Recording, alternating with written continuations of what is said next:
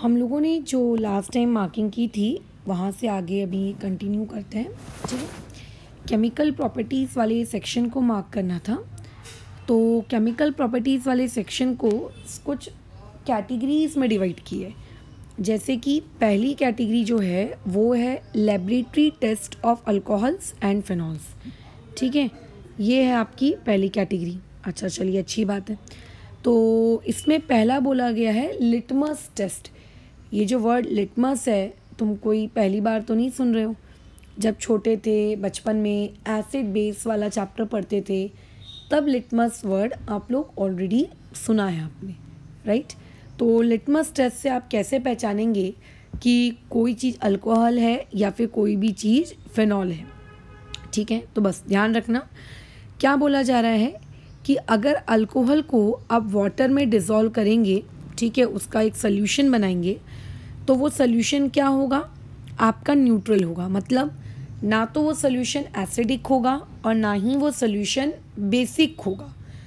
अगर ना ही वो सल्यूशन एसिडिक है ना ही वो सल्यूशन बेसिक है तो ऐसे केस में ना ही आपका ब्लू लिटमस पेपर रेड में कन्वर्ट होगा ना ही रेड वाला ब्लू में। तो इनडायरेक्टली मैं ये कह सकती हूँ कि अल्कोहल्स के सॉल्यूशंस होते हैं उनका लिटमस पेपर पे कोई भी असर नहीं पड़ता। लेकिन इसमें सबसे ज़रूरी चीज़ जो आपका फिनॉल होता है, ठीक है, फिनॉल का मतलब होता है एक बेंजीन रिंग। ठीक है, ये ऐसी बेंजीन रिंग और उसके ऊपर ये OH, इसे कहते हैं फिनॉल।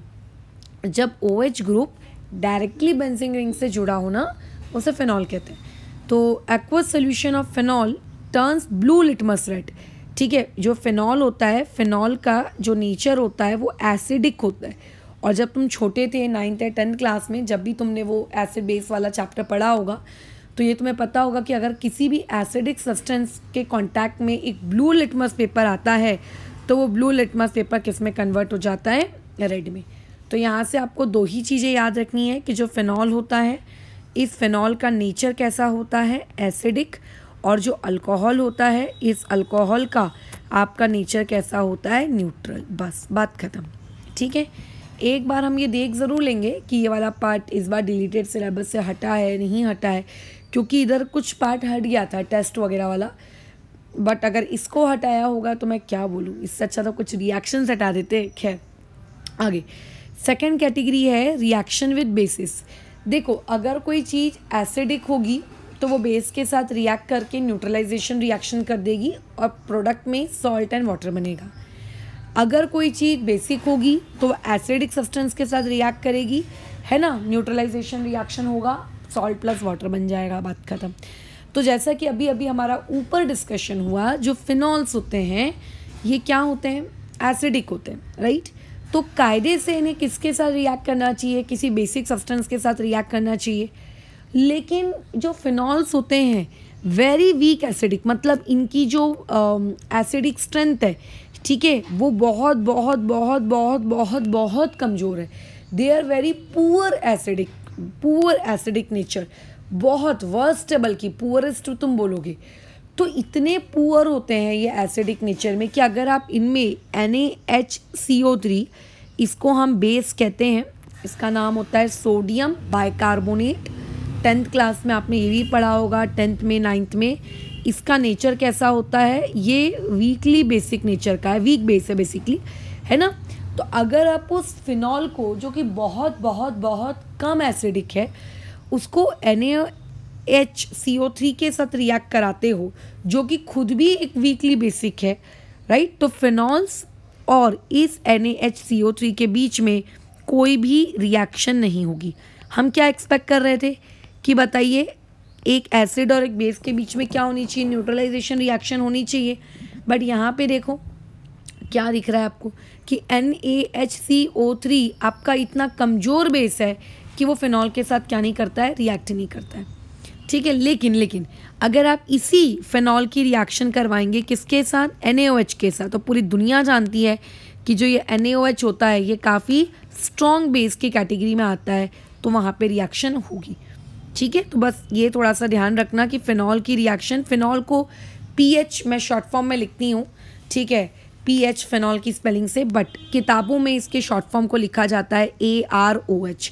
AR का मतलब बेंजीन रिंग और OH मतलब उससे बेंजीन रिंग से OH कनेक्टेड है ना। इसकी रिएक्शन अगर आप NaHCO3 के साथ करवाएंगे तो नो रिएक्शन। तो ये एक पॉइंट है जो आपको ध्यान रखना है, ठीक है, ये याद रखना है बराबर, बस खैर। और अगर मैं फिनॉल की रिएक्शन, ठीक है, अगर मैं फिनॉल की रिएक्शन किसके साथ करवाती हूँ, NaOH के साथ करवाती हूँ, तो कुछ नहीं होता है, ये बेंजीन रिंग होती है, बेंजीन रिंग के ऊपर जो OH होता है वो कन्वर्ट हो जाता है O नेगेटिव Na+ में, और इस चीज़ को कहते हैं फिनॉक्साइड आयन। इस चीज़ को क्या कहते हैं, फिनॉक्साइड आयन। आगे आपको ये देखने को मिलेगा कुछ रिएक्शंस में, बहुत ही फेमस है ये फिनॉक्साइड आयन का मिलना। तो बेंजीन रिंग की रिएक्शन, सॉरी फिनॉल की रिएक्शन NaHCO3 के साथ आपको पता होनी चाहिए, और फिनॉल की रिएक्शन NaOH के साथ क्या बनाती है आपको ये पता होना चाहिए। खैर ये देखो ऊपर लिखा भी है +H2O, ये लिखा भी है, ठीक है। तो अभी आगे बढ़ते हैं। अब उसके बाद ऐसा टेक्स्ट बुक में लिखा है कि अगर जो फिनॉक्साइड आयन बना, देखो फिनॉक्साइड आयन क्यों बना, जब आपने फिनॉल में NaOH डाला, मतलब बेस के डालने से फिनॉक्साइड आयन बन रहा है ना, बेस के डालने से फिनॉक्साइड आयन बन रहा है। अब बेस कोई कंकड़ पत्थर तो है नहीं कि तुम चुन चुन के उसको बीन कर निकाल के बाहर निकाल दोगे, है ना। बेस कोई कंकड़ पत्थर तो है नहीं कि तुम चुन चुन के उसको बाहर निकाल दोगे। तुमको क्या करना पड़ेगा, बेस उसी फिनॉक्साइड आयन में एसिड डाल दो। अब एसिड के नाम पे देखो इन्होंने क्या डाला है, HCl। बेस डालने से फिनॉक्साइड आयन बना था, मतलब बेस फिनॉक्साइड आयन के बनने के लिए फेवरेबल कंडीशन है।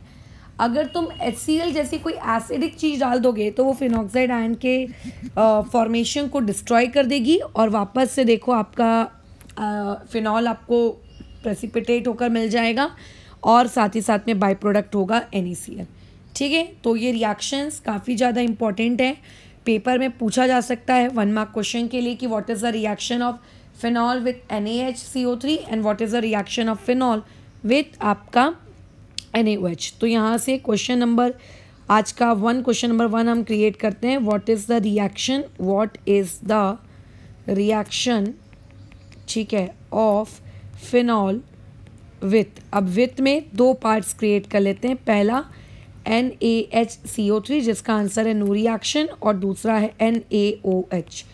क्वेश्चन नंबर 2 जो है, ठीक है, आप लोगों का ऐसे क्रिएट किया जा सकता है कि हाउ विल यू कन्वर्ट, ठीक है, how will you convert phenoxide ion, phenoxide ion का मतलब मैं बता चुकी हूँ अभी, ठीक है, बैक इनटू फिनॉल।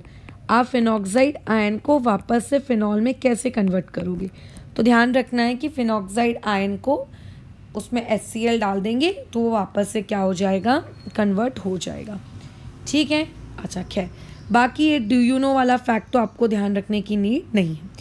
जैसा कि अभी अभी हमारी बातचीत हो गई थी कि आपके अल्कोहल्स ना तो एसिडिक नेचर शो कर रहे हैं और ना ही बेसिक नेचर शो कर रहे हैं, तो ऐसे में अगर आप अल्कोहल यानी कि ROH, अगर इसकी रिएक्शन NaHCO3 के साथ करवाओगे तो इसका आंसर आएगा नो रिएक्शन। और अगर आप अल्कोहल की रिएक्शन किसके साथ करवाओगे, स्ट्रॉन्ग बेस NaOH के साथ, तो भी आंसर आएगा नो रिएक्शन, क्योंकि अल्कोहल एसिडिक है ही नहीं तो वो रिएक्ट क्यों करेगा। जो चीज़ एसिडिक है ही नहीं, तो जब वो एसिडिक ही नहीं है तो ना वो स्ट्रॉन्ग से रिएक्ट करेगा ना ही वो वीक से रिएक्ट करेगा।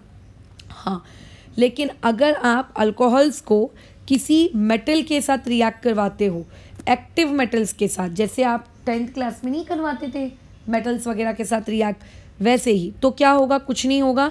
यहाँ पे जो इसके पास का ये H है, आप समझिए कि ये वाला H बना लेगा हाइड्रोजन गैस, और ये जो Na है ये किसके बाजू में आ जाएगा, O के बाजू में आ जाएगा। यानी कि अगेन आपको क्या मिल जाएगा, ये देखो अगेन आपको यहाँ से मिल गया फिनॉक्साइड आयन, और साथ ही साथ में क्या लिबरेट हो गई, आप लोगों का हाइड्रोजन गैस लिबरेट हो गई।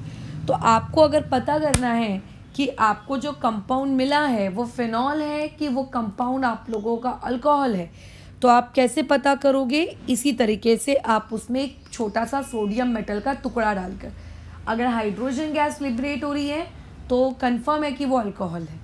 अच्छा मैम, हमें कैसे पता चलेगा कि हाइड्रोजन गैस लिबरेट हो रहा है। जब तुम छोटे बच्चे थे, बचपन में तुमने अपनी टेक्स्ट बुक्स में 10th क्लास तक ये पढ़ा था कि CO2 गैस को कैसे पता लगाया जाता है, लाइम वाटर टर्न्स मिल्की, अगर याद आ रहा होगा, है ना। जब तुम छोटे बच्चे थे तब तुम्हें हाइड्रोजन गैस के बारे में बताया गया होगा कि अगर आप उसके सामने बर्निंग मतलब एक कैंडल रख दें और वो अगर वो चिर पॉपअप साउंड के साथ बर्न करे तो वो क्या हो जाएगा, वो हो जाएगा आप लोगों का, क्या कहते हैं, आपका हाइड्रोजन गैस। तो ऐसे, क्योंकि हाइड्रोजन गैस का कोई कलर नहीं होता कि अरे देखो देखो ब्राउन कलर की हाइड्रोजन गैस जा रही है, ऐसा नहीं होता, ठीक है। तो यहाँ से एक क्वेश्चन नंबर 2 तुमसे पूछा जा सकता है। क्वेश्चन नंबर 2 ये पूछा जा सकता है, एक minute, how will you detect, ठीक है, how will you detect the presence of alcoholic group, ठीक है, presence of alcoholic OH group. आप अल्कोहलिक OH ग्रुप कैसे पता लगाओगे? तो इसमें लिखना है, यहाँ से देखो लिखना स्टार्ट करोगे, when alcohols are treated with, ठीक है, ट्रीटेड विथ के बाद सोडियम और potassium, they react to give sodium और potassium alkoxide with liberation of hydrogen gas. Liberation, अच्छा ये रिएक्शन लिखनी है, उसके बाद ये लिखना है liberation of hydrogen gas is use to detect इतना इतना। तो ये इसका आंसर बन जाएगा। तो अगर अल्कोहल और फिनॉल को डिटेक्ट करना हो तो हाइड्रोजन गैस अगर लिबरेट हो रही है तो वो अल्कोहल है, और अगर नहीं हो रही है तो फिर वो फिनॉल है। खैर, आगे फिनॉल का एक बहुत ही अच्छा कैरेक्टरिस्टिक आपको टेस्ट दिया हुआ है। देखो कैसा होता है, उसने क्या बोला कि अगर आपके पास फिनॉल है तो आप एक freshly prepared neutral ferric chloride का एक सोल्यूशन बनाओ और दोनों को आपस में मिक्स कर दो। अगर मिक्स करने के बाद जो प्रोडक्ट बना, अगर उस प्रोडक्ट का जो कलर है, अगर वो प्रोडक्ट का कलर पर्पल है, वायलेट है, डार्क ग्रीन है, तो समझ जाना कि आपका जो आंसर था वो कौन सा था, फिनॉल था। ये वेरी इंपॉर्टेंट है। अगर इसको कोविड सिलेबस से डिलीट नहीं किया है तो ये सबसे ज़्यादा इंपॉर्टेंट चीज़ थी जिससे एक टीचर क्वेश्चन पूछ सकता था। मान के चलता अगर कोई ऐसा इंसान देख रहा है जो कोविड सिलेबस के अकॉर्डिंग डिलीटेड में जा रहा है तो शायद आई थिंक ये पार्ट डिलीट कर दिया है, मैं चेक कर लूँगी बाद में, पूरी मार्किंग आज की ख़त्म हो जाने के बाद। बट अगर कोई कोविड में नहीं है तो उन लोगों के लिए तो सबसे इम्पॉर्टेंट ये रिएक्शन है, सबसे इम्पॉर्टेंट। और इसका कलर यहाँ से सीधा सीधा पूछा जाता है, how will you test phenol, colourization test, characteristic test for phenol. देखो कि फिनॉल एसिड के साथ रिएक्ट कर रहा है, बेस के साथ रिएक्ट कर रहा है, CO2 गैस बन रहा है, हाइड्रोजन गैस बन रहा है, लिटमस पेपर टर्न हो रहा है, नहीं हो रहा है। These are temporary test. क्या होता है, कई बार ना हमारे को जो कंपाउंड दिया रहता है उस कंपाउंड में मान के चलते हैं आपका फिनॉल नहीं है, कुछ और है। अब वो जो कुछ और वाली चीज़ है वो भी एसिडिक है तो वो भी लिटमस पेपर को टर्न कर देगी रेड में।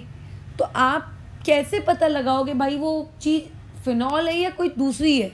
फिर तो फिनॉल को पता लगाने के लिए उसका एक पर्टिकुलर टेस्ट होगा। देखो लिटमस पेपर का टेस्ट सिर्फ फिनॉल शो करता है ऐसा नहीं है, दुनिया में हर वो चीज़ लिटमस पेपर का टेस्ट शो करती है जिसका नेचर कैसा होता है, एसिडिक होता है, ठीक है, जिसका नेचर कैसा होता है, एसिडिक होता है, ठीक है, जिसका नेचर कैसा होता है, acidic. So how will you decide if you have two acidic things that which one of the following is phenol? So in chemistry आपके पास हर चीज़ को कंफर्म करने के लिए उनका एक कंफर्मेटरी टेस्ट होता है कि हाँ ये टेस्ट तो भाई सिर्फ और सिर्फ फिनॉल शो करेगा, अगर इसने ये शो कर दिया तो फिनॉल है, नहीं तो नहीं है। फिर भले ही तो लिटमस दे रहा हो या ना दे रहा हो, हमको उससे कोई मतलब नहीं है। खैर, तो अभी यहाँ पर वैसे ही फिनॉल का कैरेक्टरिस्टिक टेस्ट है कि अगर फिनॉल को आप न्यूट्रल फेरिक क्लोराइड के साथ रिएक्ट करवाएं तो अगर आपको deep purple green violet colour आपको ऑब्जर्व होता है तो वो वाली चीज़ क्या है आप लोगों की फिनॉल। पेपर में पूछा जा सकता है कि ये deep red colour, purple colour, violet colour, green colour आपको क्यों मिलता है, तो आपको पता होना चाहिए कि इस कंपाउंड की वजह से मिलता है। ये ऐसा दिखता है कंपाउंड, बीच में होता है आयरन, आयरन के बाजू होते हैं ऐसे, ये ऐसा रहता है।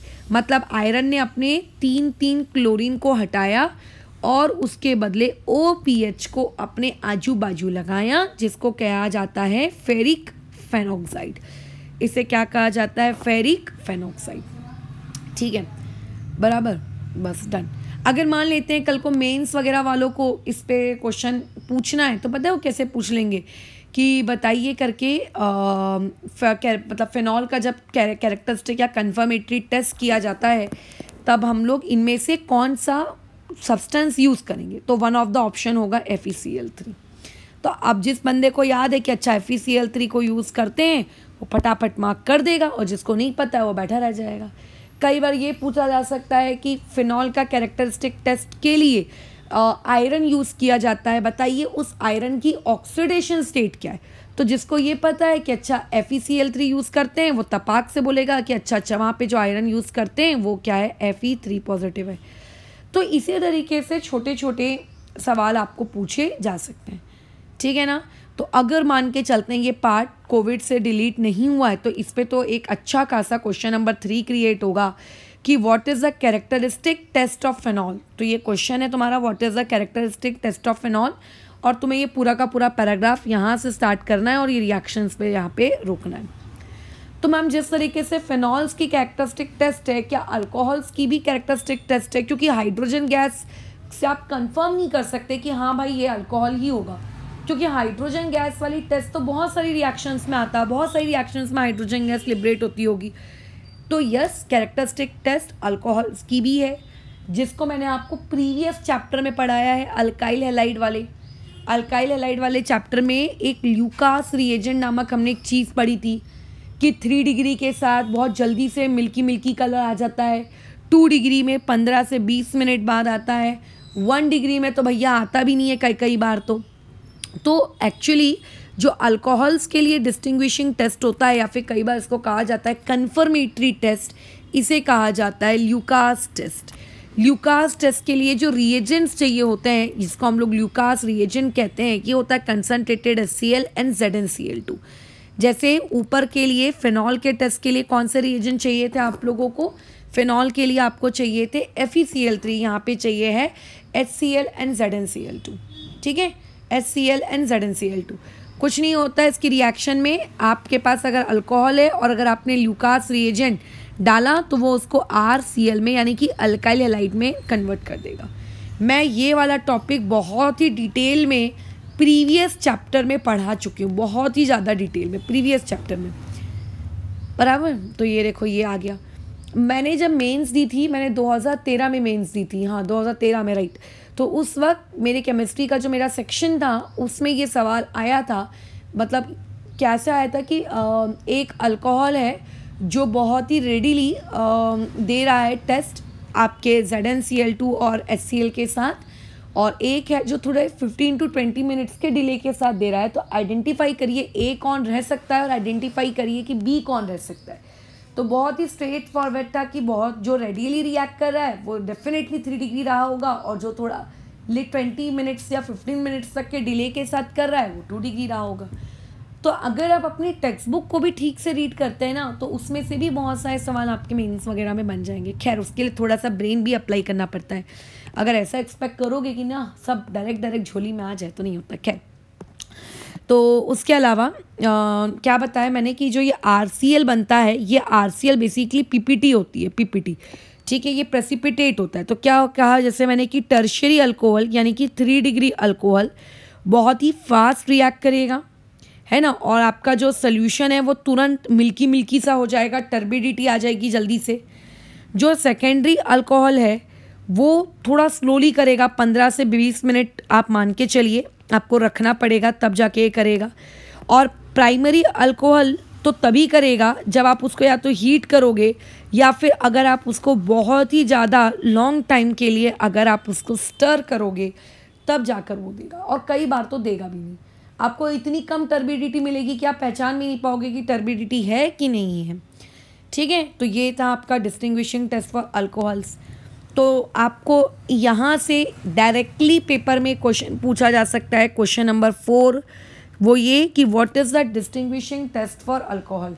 तो इसके आंसर कैसे लिखोगे? Point number 1, the distinguishing test for alcohol is Lucas test. Point number 2, ठीक है, कौन कौन ये टेस्ट देता है यहाँ से यहाँ तक? Primary, secondary and tertiary alcohols can be distinguish from each other ठीक है, थ्रू दिस टेस्ट, ये हो जाएगा पॉइंट नंबर बी। ठीक है, अच्छा पॉइंट नंबर सी, ये ल्यूकास रिएजेंट यहाँ से लेके यहाँ तक, ये इतने को हम ल्यूकास रिएजेंट कहते हैं। पॉइंट नंबर डी, यहाँ से लेके यहाँ तक को हम लोग क्या कहते हैं, आपका पॉइंट नंबर डी कहेंगे। पॉइंट नंबर ई, यहाँ से स्टार्ट करना है, यहाँ पे एंडिंग करना है, बल्कि इसके भी सब पार्ट्स बना लेना पॉइंट नंबर ई के, कि 3 डिग्री वाला इतनी देर में देगा, 2 डिग्री वाला इतनी देर में देगा, 1 डिग्री वाला इतनी देर में देगा। तो ये थे अल्कोहल्स और फिनॉल्स के टेस्ट। एक तो हो गया लिटमस पेपर, एक हो गया NaOH या फिर NaHCO3 के साथ रिएक्शन, तीसरा हो गया मेटल्स के साथ, और चौथा हो गया इनके अपने अपने कन्फर्मेटरी टेस्ट। ठीक है, अच्छा यहाँ पे कोई आपको ऐसा परफेक्ट कलर नहीं दिखेगा, मतलब आप अगर एक्सपेक्ट करोगे कि डार्क ब्लू, डार्क ग्रीन, ऐसा कुछ नहीं दिखेगा, बट हाँ यहाँ पे आपको टर्बिडिटी दिखेगी, धुंधला धुंधलापन दिखेगा। तो ये हो गया केमिकल रिएक्शंस का एक पार्ट ख़त्म। अच्छा खैर, अभी मैंने तुम लोगों को केमिकल रिएक्शंस का सेकेंड पार्ट ऑलरेडी पढ़ा दिया है, जिसमें हम लोग उन केमिकल रिएक्शंस के बारे में बात कर रहे हैं जिसमें ऑक्सीजन और हाइड्रोजन के बीच का बॉन्ड क्या हो रहा है, टूट रहा है। ठीक है, जिसमें ऑक्सीजन और हाइड्रोजन के बीच का क्या हो रहा है, बॉन्ड टूट रहा है। तो बात सिंपल सी इतनी है कि अगर आपके पास एक अल्कोहल है, अगर आप उसको पानी में डालते हो तो अल्कोहल में जो O और H के बीच का बॉन्ड है वो टूटा, जो H है वो किसने ले लिया, ऑक्सीजन के लोन पेयर ने ले लिया। ठीक है, और क्या बना लिया, हाइड्रोनियम आयन, जो कि आपने आयोनिक इक्विलिब्रियम में बहुत ज़्यादा पढ़ा है इसके बारे में।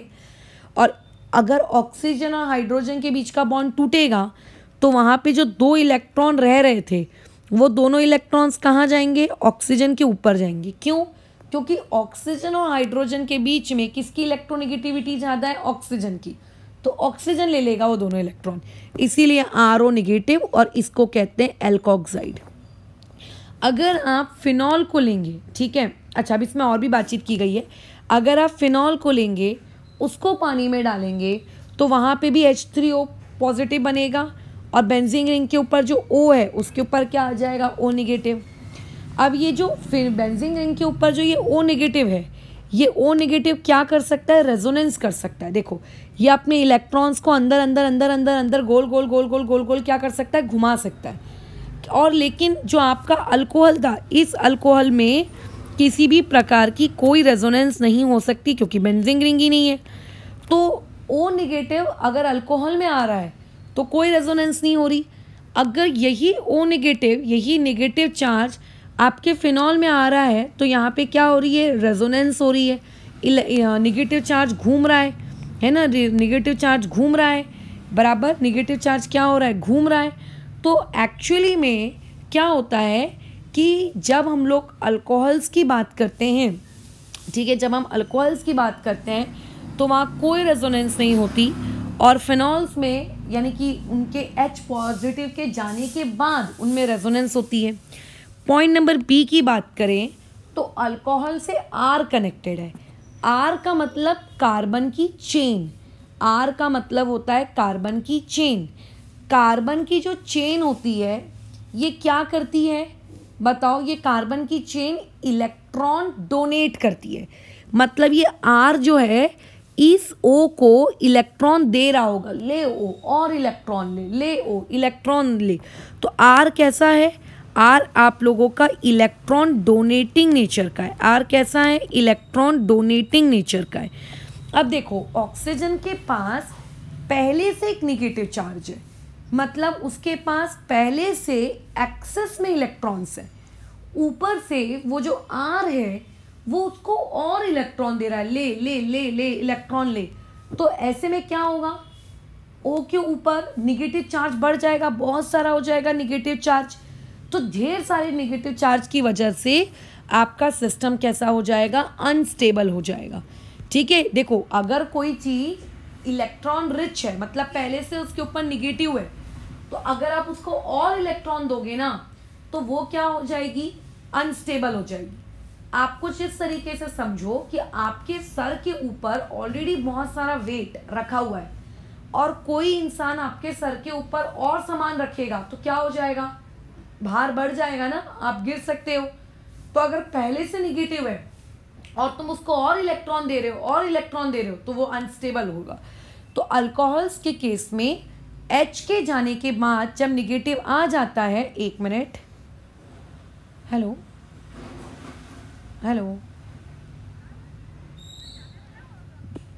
मैं अभी आधे घंटे में कंफर्म करके बताती हूँ।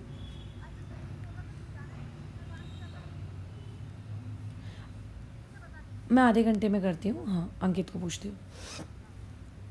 ठीक है, तो आप कैसा है कि यहाँ पे ये इलेक्ट्रॉन डोनेट कर रहा है, जिसकी वजह से आपका वो जो सिस्टम है RO नेगेटिव, आपका सिस्टम बोलो क्या हो रहा है, अनस्टेबल हो रहा है। आपका सिस्टम क्या हो रहा है, अनस्टेबल हो रहा है, डीस्टेबलाइज हो रहा है ना, वो क्या हो रहा है, डीस्टेबलाइज हो रहा है। हे भगवान। तो ऐसे में जब भी केमिस्ट्री में कोई भी चीज़ रिएक्शन करने के बाद और अनस्टेबल हो जाती है या हो रही होती है, तो वो उस डायरेक्शन में जाना ही पसंद नहीं करती। क्या रे यार छोड़ना, उस डायरेक्शन में जाने से तो मेरे को क्या हो रही है, अनस्टेबिलिटी मिल रही है, छोड़, मैं नहीं जाऊंगी उस तरफ।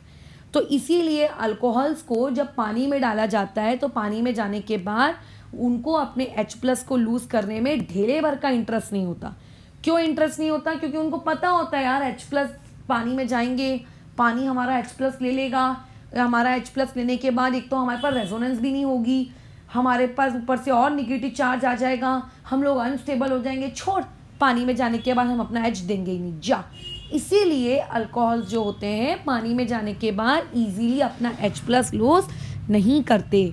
तो पेपर में क्वेश्चन गिव रीजन आ सकता है, alcohols does not ionize much in water and behaves like a neutral compound in aqueous medium. इसको जस्टिफाई करिए, ये आ गया आप लोगों का reason, give reason, that will be a question number 5। तब आप इसको जस्टिफाई कैसे करेंगे? आप इसको जस्टिफाई कुछ इस तरीके से करेंगे। यहाँ 1 मिनट, थोड़ा अलग कलर यूज़ करते हैं। यहाँ से लिखना शुरू करोगे, रिएक्शन लिखोगे और उसके बाद पूरा अपना आंसर यहाँ लिखोगे। ठीक है, ये हो गया आपका आंसर। ठीक है, यहाँ तक ये पूरा कि इलेक्ट्रॉन डोनेटिंग इंडक्टिव इफेक्ट की वजह से अल्काइल ग्रुप उस एल्कोक्साइड आयन को डीस्टेबलाइज करेगा। हाँ, ये ब्रैकेट में लिखने वाले की नीड नहीं है, बस ये लिखना बहुत ज़रूरी है। और जैसा कि अभी तुम इस चैप्टर तक पहुंच गए हो, तो इतना तो मैं तुमसे एक्सपेक्ट कर दूं कि तुमने आयोनिक इक्विलिब्रियम पढ़ा होगा। और अगर आयोनिक इक्विलिब्रियम पढ़े हो तो ये तुमको पता होगा कि अगर किसी भी चीज़ के पास से अगर उसका H निकाल लिया जाए, तो अगर आप इसको एसिड कहोगे तो ये उसका क्या कहलाएगा, कॉन्जुगेट बेस। ठीक है, ये आपको पता होना चाहिए। यानी कि अल्कोहल का कॉन्जुगेट बेस क्या होता है, उसका H निकाल दो, यानी कि RO नेगेटिव, यानी कि एल्कोक्साइड, यानी कि एल्कोक्साइड। ठीक है, अच्छा, अब बात आती है फिनॉल की। जैसा कि हम पहले ही जानते हैं कि फिनॉल एसिडिक नेचर का होता है, अल्कोहल तो नहीं होता, फिनॉल होता है। लेकिन मैडम फिनॉल क्यों होता है, अल्कोहल तो नहीं हो रहा है? देखो, अल्कोहल इसलिए नहीं हो रहा है क्योंकि बेचारा डीस्टेबलाइज हो रहा है, इसीलिए उसका मन नहीं कर रहा है टूटने का पानी में जाने के बाद। बट मैडम फिनॉल क्यों कर रहा है? तो देखो, फिनॉल इसीलिए कर रहा है, पहली बात, फिनॉल के पास रेजोनेंस हो रही है। फिनॉल के पास क्या हो रही है, रेजोनेंस। रेजोनेंस एक ऐसी चीज़ है जिसकी वजह से सिस्टम में स्टेबिलिटी आती है। मतलब आपका जो निगेटिव चार्ज है वो एक जगह पड़ा हुआ नहीं है कभी O पर, कभी इस कार्बन पर, कभी उस कार्बन पर, वो एक जगह बैठा हुआ नहीं है ना, वो एक कार्बन से दूसरे कार्बन तक घूम रहा है। तो इसकी वजह से, रेजोनेंस की वजह से स्टेबिलिटी आती, स्टेबिलिटी अकर्स। अब बेचारे अल्कोहल के पास तो ये स्टेबिलिटी भी नहीं थी, खैर, बट फिनॉल में जब इस तरीके का निगेटिव चार्ज आ जाता है तो वहाँ पे रेजोनेंस होती है और रेजोनेंस की वजह से उसको स्टेबिलिटी आती है। और क्योंकि उसको स्टेबिलिटी मिलती है वो खुश हो जाता है, बोलता है लो लेके जाओ मेरा H, क्योंकि H के जाने से मेरे को और स्टेबिलिटी मिल रही है, इसीलिए वो खुशी खुशी अपना H देता है। और क्योंकि जब वो खुशी खुशी अपना H देता है तो इसीलिए क्वेश्चन आ सकता है, क्वेश्चन नंबर 6, कि phenols are acidic in nature. तो हम इसका जवाब देंगे कि फिनॉल्स क्योंकि पानी में जाने के बाद उनको और स्टेबिलिटी मिल जाती है H+ लूज होने के बाद, इसीलिए वो एसिडिक और अपनी इच्छा से अपना H देते हैं। तो इसका आंसर क्या लिखेंगे कि सबसे पहले अगर मार्किंग करनी हो तो ionization of phenol is represented by, पहले इतना लिखोगे, फिर ये पूरा का पूरा डायग्राम बनाओगे और उसके बाद ये लिखोगे phenoxide ion is resonance stabilized. ठीक है, वो रेजोनेंस स्टेबलाइज्ड हो रहा है। ठीक है, क्यों रेजोनेंस स्टेबलाइज, क्यों? क्योंकि वो जो निगेटिव चार्ज है वो एक जगह बैठा हुआ नहीं है, वो गोल गोल गोल गोल बेंजीन रिंग पे घूम रहा है ना, निगेटिव चार्ज घूम रहा है ना। Is stabilized by, is resonance stabilize, इतना लिखोगे और उसके बाद लिखोगे देयरफॉर फिनॉल आयनाइज, इसीलिए फिनॉल खुशी खुशी आयोनाइज हो जाता है एक्वस मीडियम में। क्यों? क्योंकि मेरे को तो वहाँ पे जाने के बाद स्टेबिलिटी मिल रही है, वो खुशी खुशी आयोनाइज होता है और इसीलिए वो एसिडिक है। ठीक है, ये देखो छोटे छोटे पॉइंट्स हैं, छोटे छोटे क्वेश्चंस हैं। क्वेश्चन नंबर 7 यहाँ से क्रिएट किया जा सकता है इस डायग्राम से। क्वेश्चन आ सकता है कि ड्रॉ द रेजोनेटिंग स्ट्रक्चर्स, मैं शॉर्ट फॉर्म में RS लिख रही हूँ, ऑफ फिनॉक्साइड आयन, मतलब कि बेंजीन रिंग विथ OH में से जब आप H निकाल दोगे तो जो O नेगेटिव है उसका रेजोनेटिंग स्ट्रक्चर बनाओ। तो पहले इसका आंसर जब लिखोगे तो उसमें लिखना फिनॉक्साइड आयन इज, किसको कहते हैं phenoxide ion? Benzene ring with O negative. फिर उसका पॉइंट नंबर B लिखना the resonating structure of phenoxide ion is as follows. ठीक है, फिर उसका ये रेजोनेटिंग स्ट्रक्चर बना देना। रेजोनेटिंग स्ट्रक्चर कोई रट्टा मारने की चीज़ नहीं होती है, इस वीडियो में मैं सिखा दूंगी, डिस्क्रिप्शन में एक लिंक डालूंगी, तुम सीख जाओगे रेजोनेटिंग स्ट्रक्चर्स कैसे बनाए जाते हैं। हाँ, बट ऑब्वियस है थोड़ी प्रैक्टिस की नीड पड़ती है। खैर, इसी पेज में नीचे एक प्रॉब्लम 11.5 दिया हुआ है जिसका इतना बड़ा आंसर दिख रहा है भयानक सा, बट ये इतना भयानक है नहीं, हम इसको थोड़ा शॉर्ट में जल्दी से कर लेते हैं। अच्छा रुको, मैंने अभी तुम लोगों को एसिडिक और बेसिक स्ट्रेंथ पढ़ाने की हूँ ना। हाँ, रुक जाते हैं थोड़े दिन, जब मैं एसिडिक और बेसिक स्ट्रेंथ पढ़ा लूँगी तब अपन इस वाले क्वेश्चन को मार्क करेंगे। तब तुम्हें इतने बड़े, जो इतना बड़ा इसने येलो में इतनी बड़ी थ्योरी लिखी है ना, इतनी बड़ी थ्योरी की नीड नहीं पड़ेगी, डायरेक्टली ओरली तुम ये क्वेश्चन कर पाओगे। ठीक है, अच्छा 1 मिनट रुको।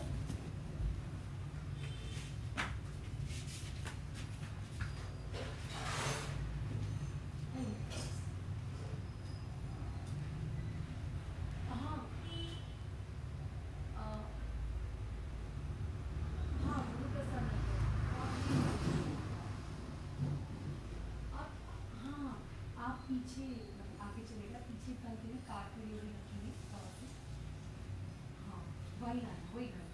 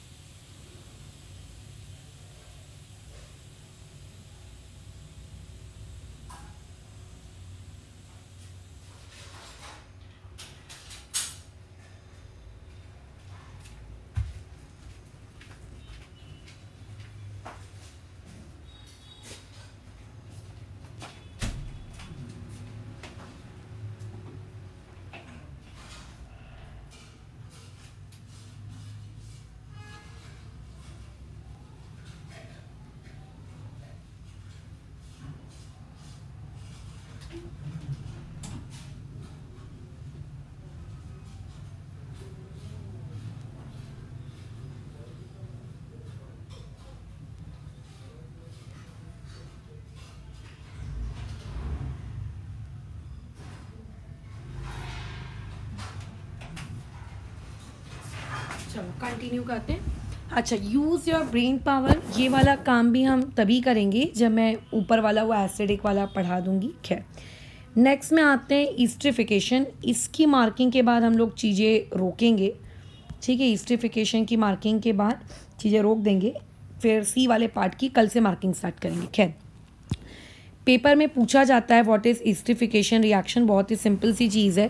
अगर आप अल्कोहल या फिर फिनॉल, कोई भी ऐसी चीज़ जिसके पास OH ग्रुप है, अगर आप उसकी रिएक्शन किसके साथ करवाते हो, कार्बोक्सिलिक के साथ, तो ईस्टर बनता है और इसी रिएक्शन को पूछा जाता है आप लोगों का ईस्टरिफिकेशन रिएक्शन। तो क्वेश्चन नंबर 6 यहाँ से पूछ लेगा, डिफाइन ईस्टरिफिकेशन रिएक्शन की ईस्टरिफिकेशन रिएक्शन क्या है। इसके डिफाइन के साथ सिर्फ इतना ना लिख देना ठीक नहीं होगा, एक एग्जाम्पल भी दे देना। अब कौन सा एग्जाम्पल हम देंगे, ये देखो ना बाजू में ये लिखा है, कोई भी दे दो, ठीक है। अच्छा खैर, और आगे बढ़ते हैं फिर। अच्छा क्या बोला है, देखो यहाँ पे कुछ पॉइंट्स मार्क आउट करना। ईस्टरिफिकेशन रिएक्शन किसी भी अल्कोहल या फिनॉल की हम करवाते जब हैं तब हम लोगों को कंसनट्रेटेड सल्फ्यूरिक एसिड का इस्तेमाल करना होता है, यानी कि H पॉजिटिव जिसका हम लोग सिंबल यूज़ करते हैं, ठीक है। अच्छा ठीक है, उसके अलावा और क्या पॉइंट्स हमें पता होनी चाहिए कि ये रिएक्शन का नेचर कैसा होता है, रिवर्सिबल, चलो ये भी हमको पता होना चाहिए।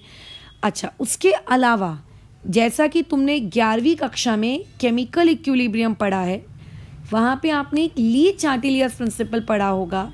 ली चार्टिलियस प्रिंसिपल में हम लोग क्या पढ़ते हैं कि आप जितना प्रोडक्ट हटाओगे, मतलब प्रोडक्ट की कंसंट्रेशन को कम करोगे, रिएक्शन उतनी ही फॉरवर्ड डायरेक्शन में जाएगी, ठीक है। अब देखो ये अल्कोहल है, ये कार्बोक्सिलिक एसिड्स है, इनके बीच में रिएक्शन हुई, दो चीज़ें बनी, एक बना एस्टर जिसको हम लोग कहते हैं प्रोडक्ट, और एक बना H2O जिससे हम लोग कहते हैं बाई प्रोडक्ट, बट बने तो दो लोग ना।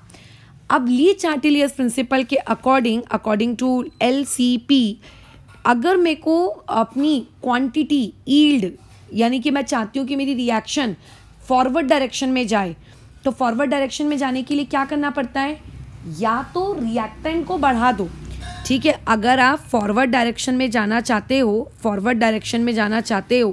फॉरवर्ड डायरेक्शन में जाने के लिए या तो आप रिएक्टेंट को बढ़ा दो, या फिर आप जो प्रोडक्ट बन रहा है आप उस प्रोडक्ट को घटाते जाओ, मतलब जैसे जैसे प्रोडक्ट बन रहा है उसको वैसे वैसे निकालते जाओ, हटाते जाओ, तो क्या होता जाएगा, और ज़्यादा रिएक्शन फॉरवर्ड में जाती जाएगी। ये हम लोग ऑलरेडी 11th में फिजिकल केमिस्ट्री में जो केमिकल इक्विलिब्रियम था वहाँ ली चार्टिलियस से पढ़े हैं।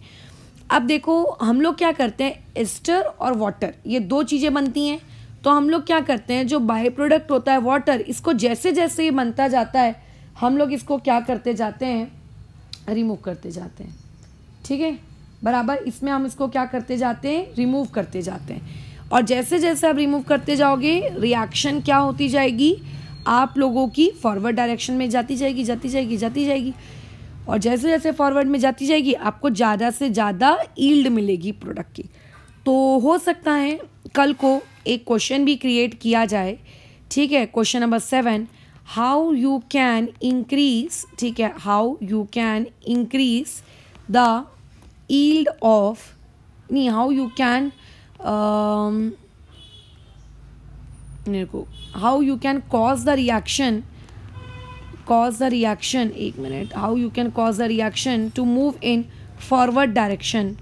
आप ऐसा क्या कर सकते हो जिसके करने की वजह से रिएक्शन फॉरवर्ड डायरेक्शन में जाए इन ईस्टरिफिकेशन रिएक्शन। तो पहले वहाँ पे इसका आंसर लिखते वक्त क्या करोगे, पहले तो एक रिएक्शन लिख देना, एक एग्जाम्पल लिखना, फिर पॉइंट बी में लिखना अकॉर्डिंग टू LCP का फुल फॉर्म लिखना, ली चार्टिलियस principal. Any reaction can go in forward direction if we increase the reactant or we decrease the product, ठीक है।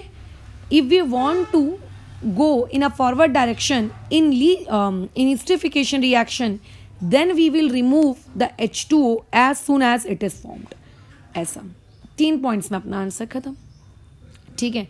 अच्छा esterification रिएक्शन को ज़्यादातर बच्चे ऐसे ही याद रखते हैं कि अल्कोहल और कार्बोक्सिलिक एसिड के बीच की रिएक्शन को एस्टरिफिकेशन रिएक्शन कहेंगे, जो कि जनरली वही होती है ना, लेकिन ऐसा नहीं है।